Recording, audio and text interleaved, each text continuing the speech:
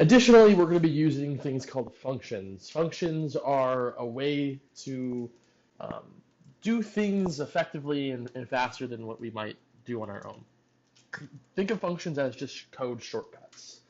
Um, I think the way I think of functions is that they take an input, they do something, and they provide a type of output. They also are a type of R object. Um, so you can see here on line 61 and 54, we're referencing this thing called sum with parentheses after it. That means there's a function named sum, and those parentheses are how you identify that's a function. Within those parentheses are what we would call arguments. These are values that we provide to it. They help inform the function in some way. Here, we can see that if we execute this function sum with no arguments, it provides the value of 0, because the sum of nothing is nothing. But if we provide an argument, the first argument here is the value 10, and the sum of 10 is 10. But we can provide more arguments to that function. And each argument that we provide is going to be separated by a comma. And you'll see we're providing 3 arguments to this function sum. The first argument is 10, the second argument is 3, and the third argument is 2. And if we execute this, we get the value of 15. What's really cool here is we can assign the output of this to a value, right? Let's say W, or let's do XX, is the value of sum of 10, 3, and 2. Print out XX, we get 15. So this pattern of using functions and assigning the outputs of that to a variable is super, super helpful for us, and it's something we're going to be doing all of the time. Oftentimes, though, we want to be able to use sequences and numbers, right? Because a single value isn't very helpful, right? What if we want to be considering, I don't know, unemployment rates in the United States for the course of a year?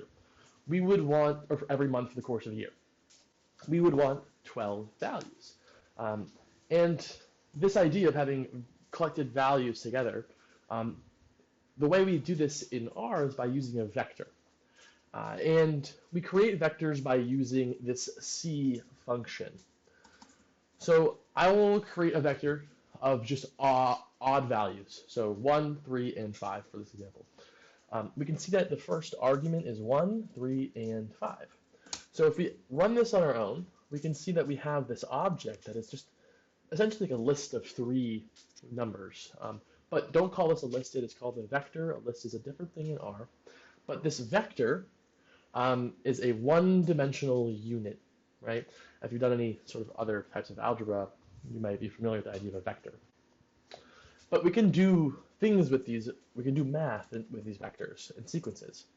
So let's assign this vector to the variable odds. And now we can do fun stuff. We can exponentiate the odds. We can make them even, and stuff like that, right? So these vectors that we create are going to be essential to a lot of the work that we're doing, because we're never going to be working with just one number in isolation, right? So we need to have a method to contain them together, and the simplest way to do that in R is with the use of the vector. And we can add constant values, 1, to a vector, right? So if we add the value 1 to the vector odds, it's going to add 1 to every value. That's because it is just one number itself. However, we can add another vector to the vector that we already have. And when we do that, take this example here, it adds these numbers positionally. So it's saying, let's look at odds, right? It's going to add 4 to the first value in this vector odds. Then the second value, 2, is going to be added to this second value of the vector odds. And the third value, 0, is going to be added to the third value here. So think about how you're going to be adding things, right? If you're going to be adding a single value, that value will be added to every value in that vector. Or you can take two vectors and add them together by their position, right? So there are use cases for both of these things.